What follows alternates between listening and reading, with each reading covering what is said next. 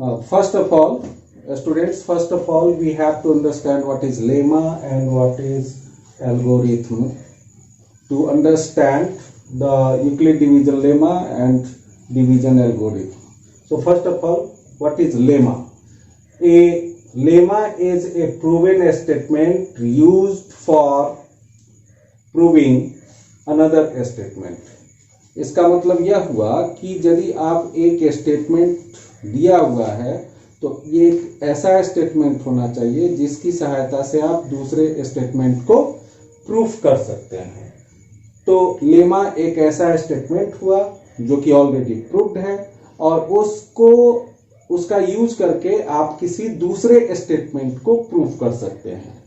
ठीक है, तो यहां देखिए दूसरा है फिर एल्गोरिथम क्या होता है। तो an algorithm is a series of well defined steps to solve any problem. Means algorithm वो स्टेप्स है, सीरीज है स्टेप्स का, मतलब एक के बाद दूसरा स्टेप, फिर दूसरे के बाद तीसरा स्टेप। वो एक स्टेप्स का सीरीज है जिसकी सहायता से आप किसी प्रॉब्लम को सॉल्व करने के लिए आपके पास एक प्रोसीजर मिल जाता है, जिसकी सहायता से आप एक प्रॉब्लम को, एक समस्या का समाधान कर सकते हैं। इसका मतलब हुआ कि कोई मैथमेटिक्स का प्रॉब्लम है, कोई समस्या है, उसको सॉल्व करने के लिए आपको एक ऐसे प्रोसीजर से गुजरना पड़ता है जिसमें स्टेप बाय स्टेप आप गुजरते हैं, तो उसको हम लोग एल्गोरिथम कहते हैं। इसीलिए डिवीजन जो है वो एक एल्गोरिथम है। डिवीजन प्रोसेस जो आप करते हैं उसको हम लोग एल्गोरिथम के नाम से जानते हैं। अब यहां देखिए यूक्लिड डिवीजन लेमा क्या होता है। What is Euclid division lemma? Euclid नाम के एक मैथमेटिशियन थे जिनके बारे में आपको परिचय 9th क्लास में मिल चुका होगा। 9th क्लास में एक ऑलरेडी था, यूक्लिड्स पोस्टुलेट, और यूक्लिड के बारे में बहुत सारा चीज आप पढ़े होंगे 9th में, जिसमें एक यूक्लिड पोस्टुलेट था, 5 पोस्टुलेट्स थे, वो आपने पढ़े होंगे। वही मैथमेटिशियन यूक्लिड डिवीजन लेमा दिए थे। तो ये है आपका कि for any two given positive integers a and b there exist unique integers q and r। यहां देखिए कि q और r ये दूसरा यूनिक इंटीजर है, यह भी पॉजिटिव ही होगा क्योंकि a एंड b दोनों पॉजिटिव है। तो q एंड r दूसरा सेट ऑफ या पेयर ऑफ इंटीजर्स है जो कि निश्चित रूप से एग्जिस्ट करेगा, वो यूनिक होगा, ऐसा कि a is equal to b q plus r, जहां आपका r जो है वो b से छोटा होगा और 0 के बराबर या 0 से बड़ा होगा। ठीक है, अब इसको समझने के लिए हम लोग क्या करेंगे कि एक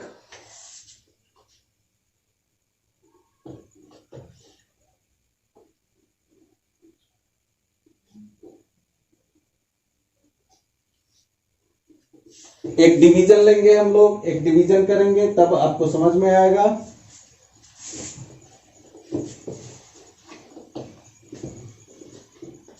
जैसे एग्जांपल के लिए आप लोग ले सकते हैं 36 एंड 25, ये एक नंबर है। 36 को आप लिख सकते हैं 36, ये सेट ऑफ 2 नंबर्स हुआ, a pair of 2 positive integer हुआ। इसको हम लोग यूक्लिड डिवीजन लेमा के रूप में यदि रखते हैं तो ये हो जाएगा 36 इज इक्वल टू 25 इंटू 1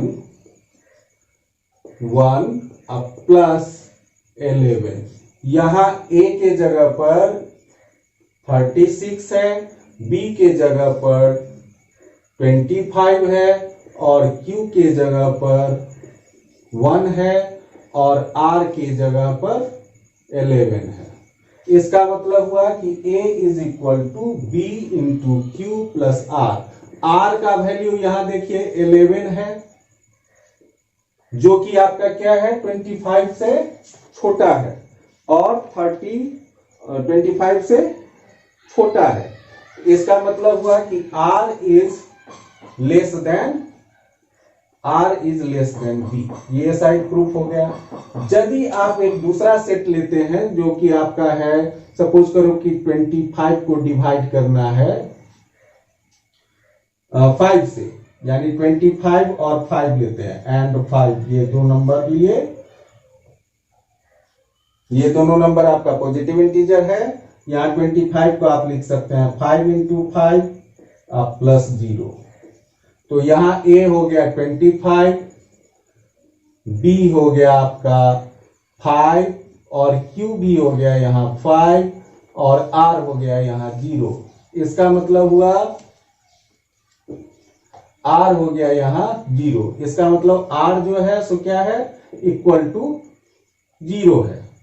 तो इस केस में आप यह देखते हैं कि R का वैल्यू या नहीं तो आपका B से छोटा होता है, B से छोटा आपका 0 भी हो सकता है। तो इसका मतलब हुआ कि यह 0 के बराबर हो सकता है या 0 से बड़ा हो सकता है। 11 इज ग्रेटर देन 0, लेकिन यहां इस केस में आपका R जो है सो 0 के बराबर है, और इस केस में R जो है सो 0 से बड़ा है। ठीक है, यानी जो आपका डिवाइड करने वाला था, सपोज करो कि इसको डिवीजन के रूप में लिखते हैं, तो 36 डिवाइडेड बाय 25, रिजल्ट आता है 1 टाइम्स में 25 डिवाइड किए, रिमाइंडर बच गया 11। तो यहां 25 जो है सो ये डिवीजर है,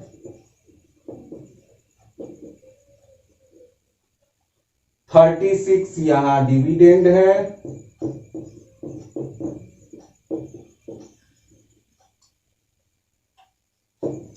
उसके बाद आपका यहां क्योसेंट जो हो गया सो 1 हो गया, ये क्योसेंट हो गया। उसके बाद रिमाइंडर यहां 11 है,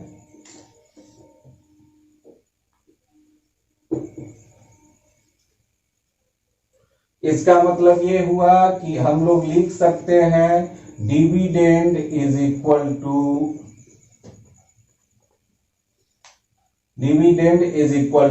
डिवीजर इंटू क्योसेंट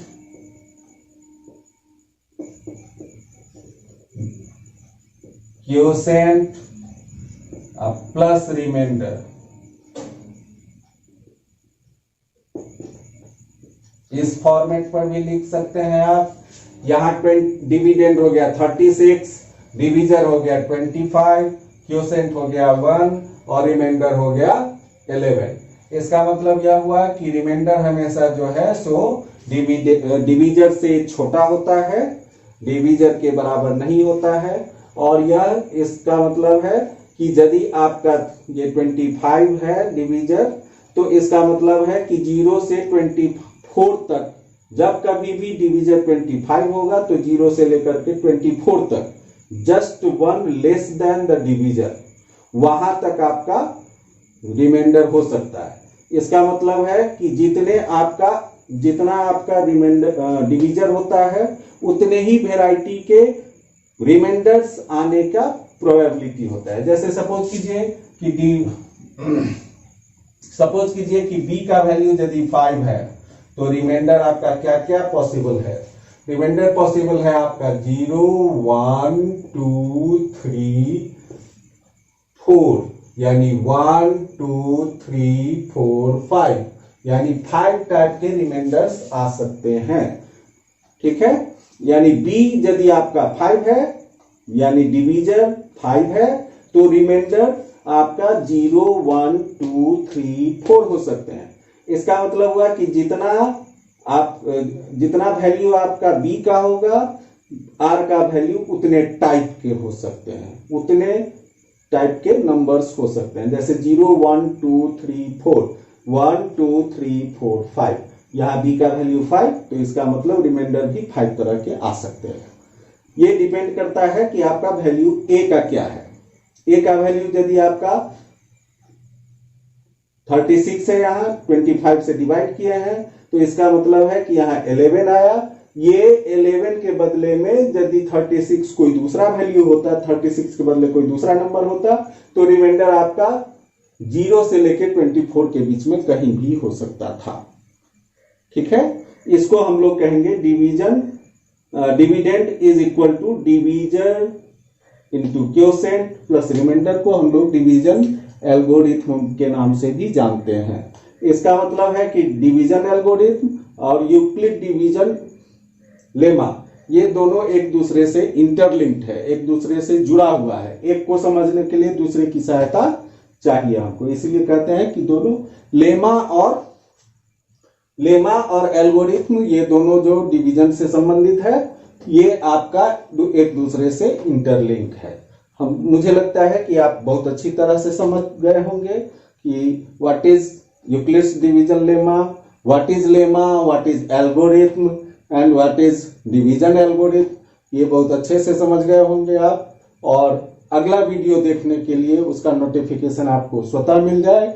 इसके लिए आप लाइक करें, इसको लाइक कर दें, शेयर करें, और यदि कोई कमेंट है तो वो भी आप लिख सकते हैं, और बेल आइकन को दबाना न भूलें। धन्यवाद।